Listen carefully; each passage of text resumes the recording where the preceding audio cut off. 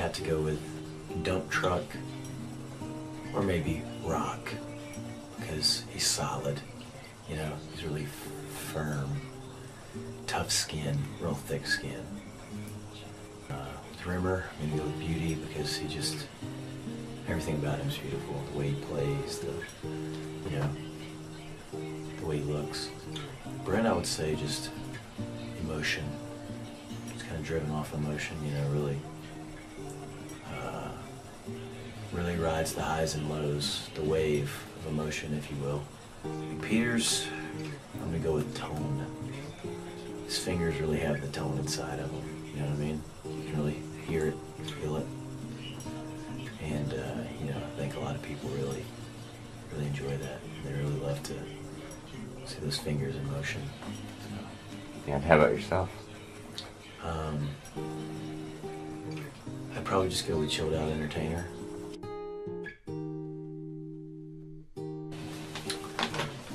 Traveling, I would say, you know, the best thing to do is to take care of yourself, because most of the time you're always sick or you're always tired, you know. So if you don't, like, you know, eat decent, you know, as best as you can, you usually feel bad throughout the day, or at least I do, you know what I mean? It sort of throws me into a tailspin of depression and sadness when I'm not, you know, maybe eating right or getting enough sleep, especially getting home from everybody, you know what I mean? And I don't know, I guess that's the one thing I've learned from traveling. So I think the new album is going to be a band that's just a lot more sure of themselves. You know what I mean? I think that we've really, since the first album, which I think, you know, I enjoy a lot, I think since the first album, we've worked really hard on trying to even go further in, you know, building our sound and finding out who we are as a band, rather than, you know what I mean? I think that, you know, we do things similar to our contemporaries, but I think that we do some things on this record especially that are going to sort of say, hey, this is Tyler Reed, you know, this is this band. And I think that's what the new album is going to say, that we're just much more sort of confident in what we want to say and what we want to do. And I think the record's going to be, you know, much better because of that. When you're starting, it's just kind of like,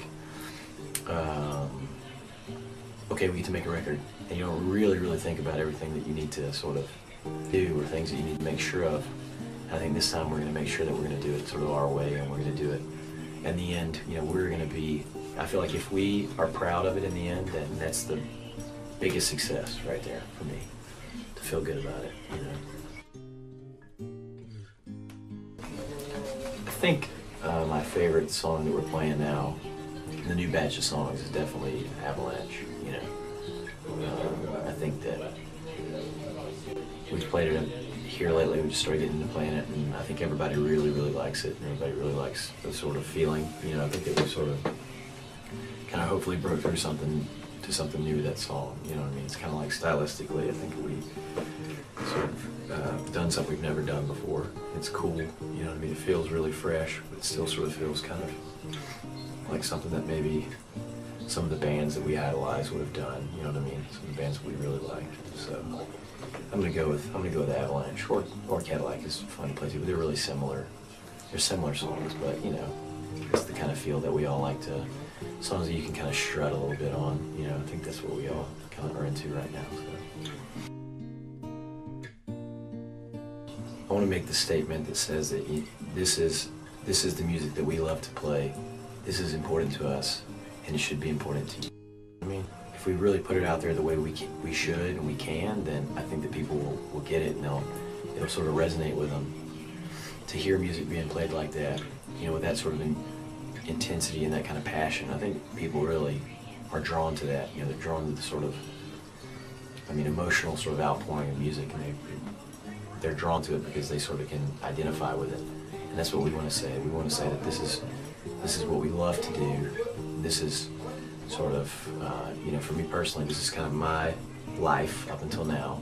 This is where I'm at in life, and these are the feelings that I've had, the highs and the lows.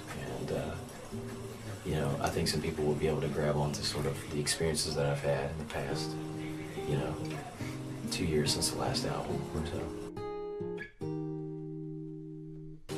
think that rock and roll is important. You know what I mean? I think that the style of music that we play is very important.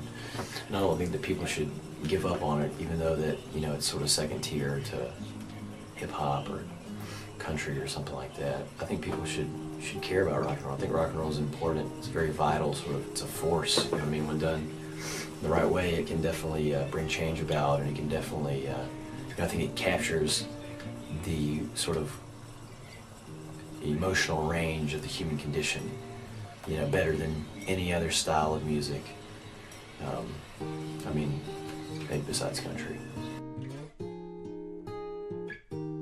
I'm in the new Cold War Kids record, Loyalty to Loyalty. I really like that. I really like the guy's lyrics, and you know, the melodies are pretty cool too. They do some really sort of different, sort of creative things with the band that I think it's refreshing to hear. You know, it's refreshing people sort of trying to kind of push boundaries creatively and really think about a different way to express what's been expressed a million times before. So that's probably what I'm into right now.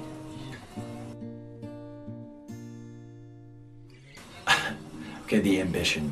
I'm most proud of the ambition because I think that we set out, it was like our first record, nobody's ever heard of us. I think we really tried to set out to make a huge rock record, you know what I mean? And, you know, so with our label folding and all that stuff, you know, maybe not many people heard the record, but still, I mean, I think that our ambition, you know, maybe far outweighed our talents. And I think that's something that, you know, I hope that people say about me for a long time, but no, I definitely think that we set out to make something huge. And even as just kids not really knowing what they're doing, I think that, you know, the record does translate this attitude of that says, hey, you know what, we'd like to be on a big stage. That's where we feel comfortable, and you know, so that's what I'm proud of. You know, man, the sort of ambition of it all.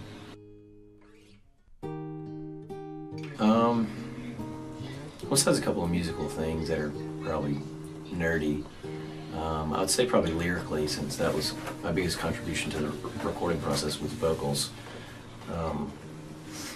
I would say that, you know, there's a couple lyrics that I'd like to get back, and you know, sometimes I want to make lyrics really deep and one that people can sort of think through and try to dig through and try to understand them and see what they mean. But ultimately, I think that there's times in songs where you just need a simple lyric, and then there's times in songs when you need to be profound. You know what I mean?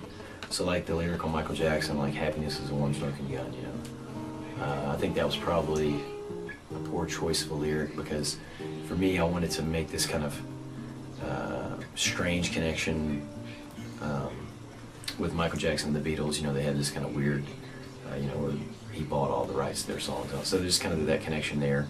But the main point of the song was hurting the ones you love was the idea of the song.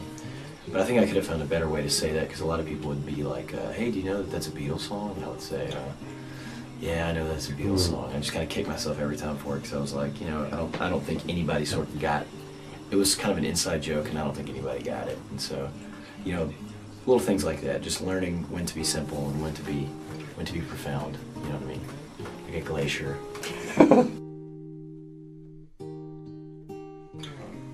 I think hopefully they'll all like it. I mean, it's going to be a continuation of what we started with in the last album, which is moving into more of sort of like a rock sound as opposed to kind of like a pop, you know, indie pop type band. So I think that the fans will like it. You know, I think that there's going to be some things that will maybe stretch them because it's not going to be, I don't think, as I think it's going to be a little bit more musical than the first one. You know what I mean? I think it's going to be a little bit more sort of almost rootsy. I think there's a little kind of blues influence that goes into this one that's not in the first album. And it's going to be a stretch, but I think it's still a continuation of what you know, how we're growing and changing a little bit. So I think they'll like it.